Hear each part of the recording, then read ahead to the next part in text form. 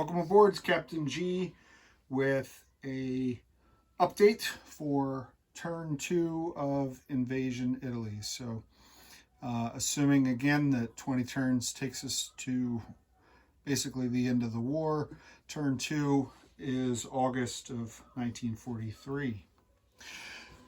Revisiting the turn sequence.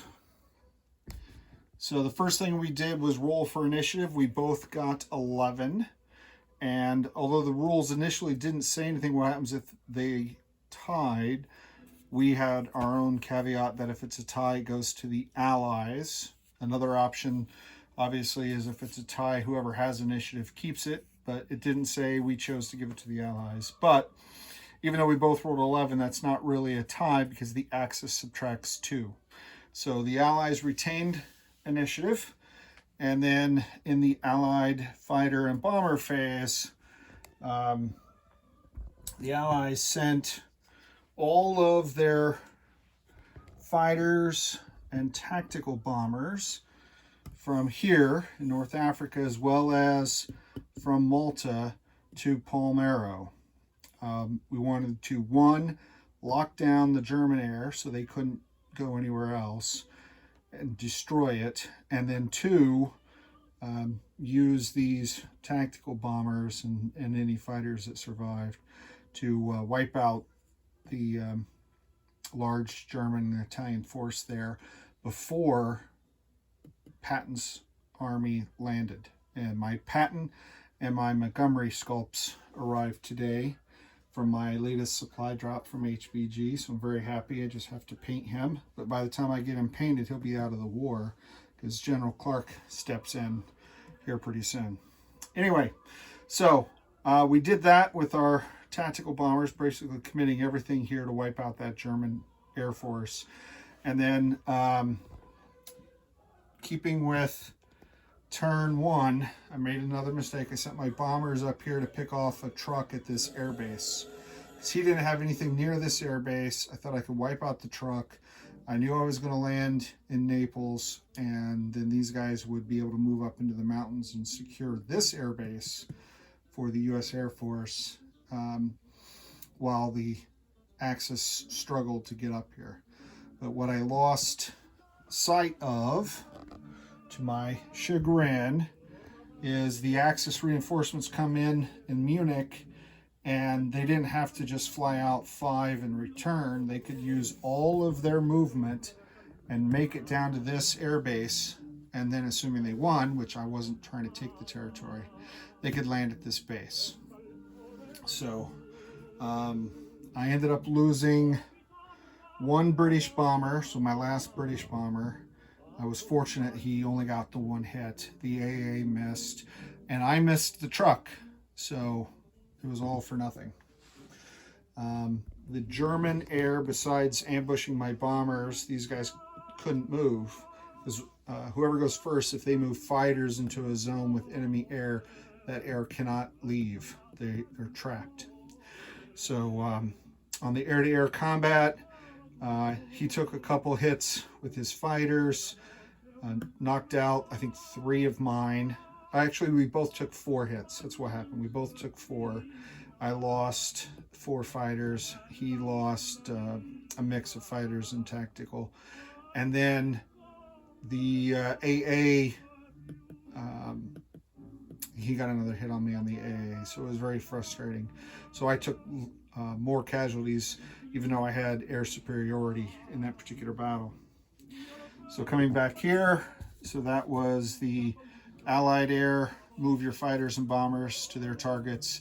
Axis moves their fighters and bombers. You conduct air-to-air, then the anti-air fires.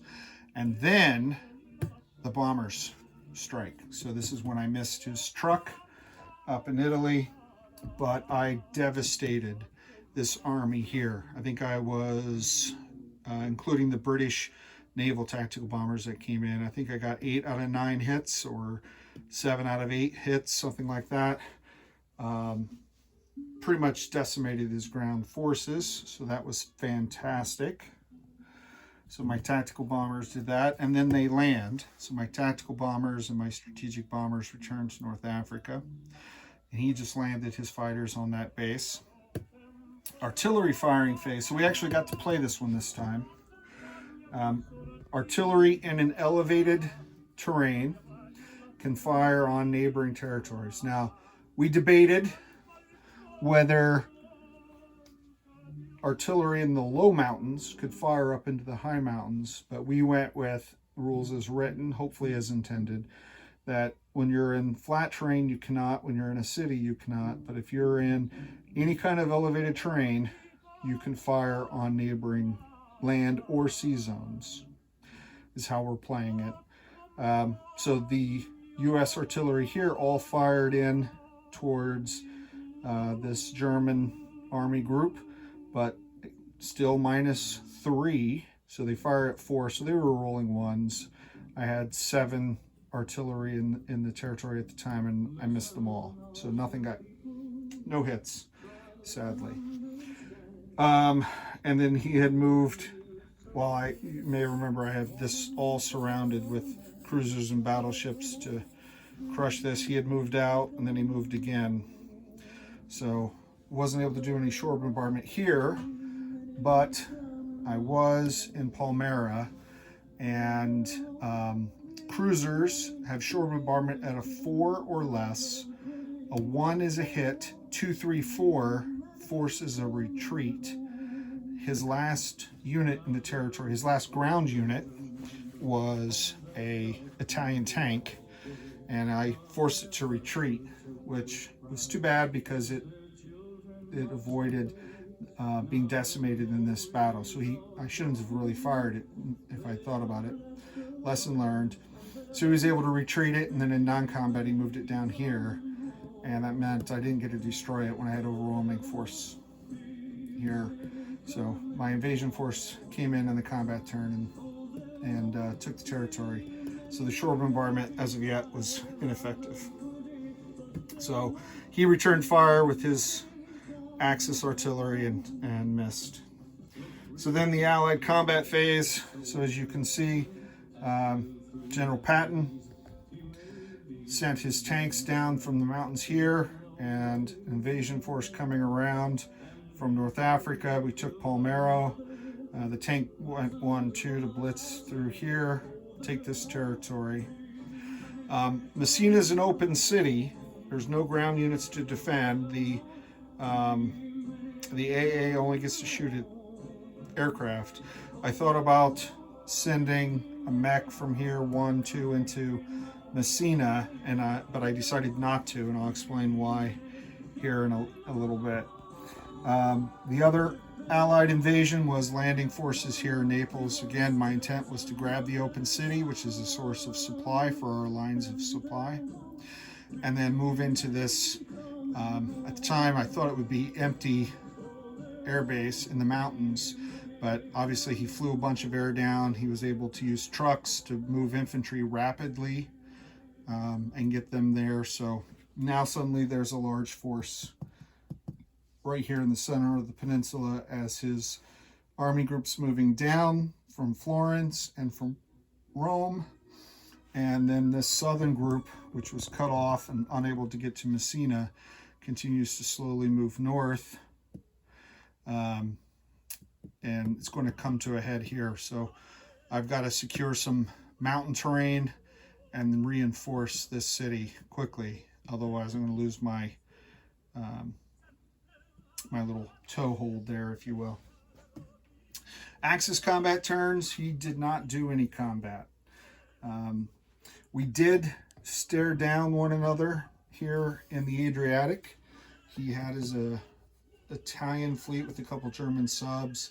He toyed with the idea of using the German subs as screening subs to protect his Italian fleet, which I was really hoping he would do, because then I could use my destroyers and kill the 2 subs, and then I was going to leave the Italian fleet alone, because it will, without the way we're playing it, if Italy surrenders, any Italian units that are not located with German units are removed from the board, and his only 2 German naval units are those 2 subs.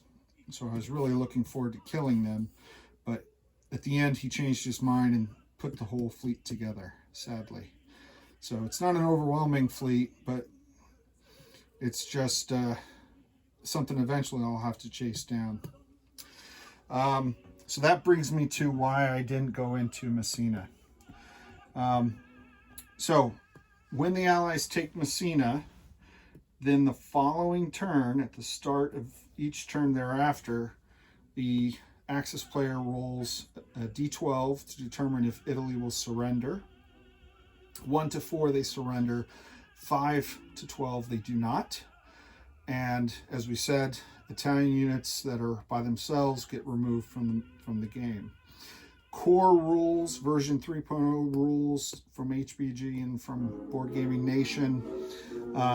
It's all Italian units except for Italian SS, which there aren't any, and Basiglieri. So again, hearing that the game slanted to the Allies, we slanted it back the other way.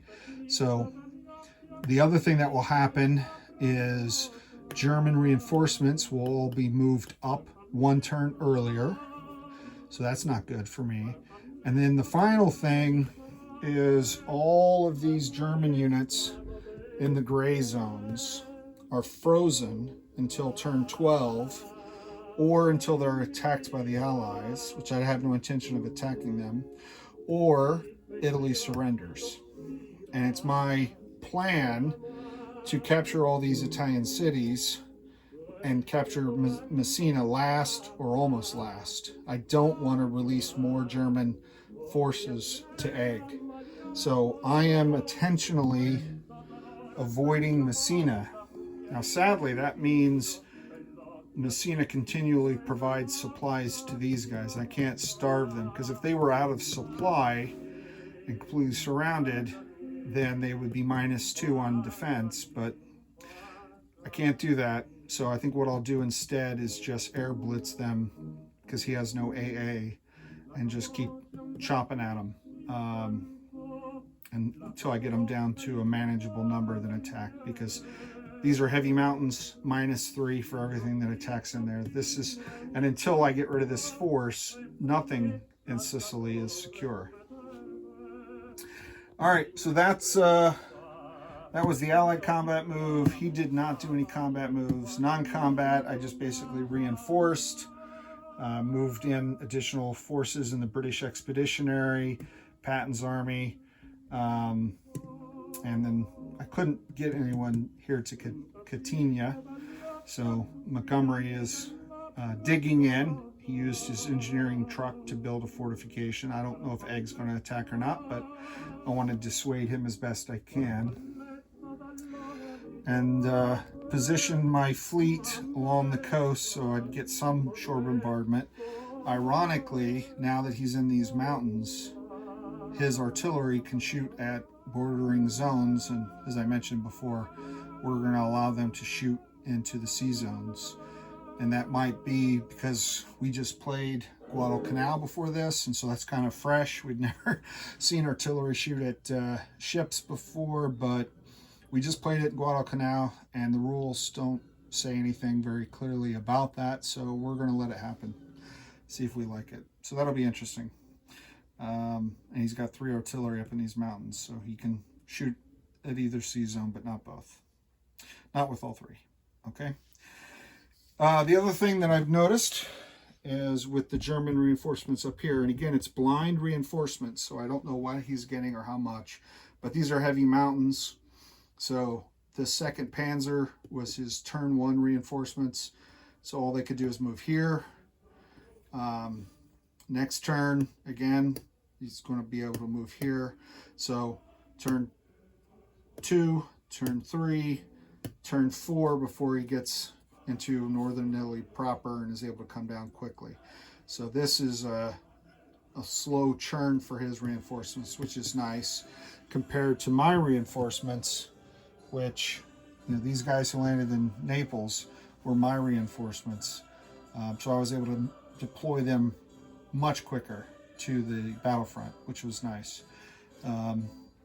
So that's interesting. And then turn 2 reinforcements, I got nothing for the Allies, but this 7th Army group represents the German reinforcements. 3 armor, 3 mech, 3 artillery, and 3 aircraft. Now he picked Pack 40s, but there's no difference in the sculpts. He just likes these sculpts. So it's not like Global War 36. They're all the same. But he got quite a bit of reinforcements on turn 2.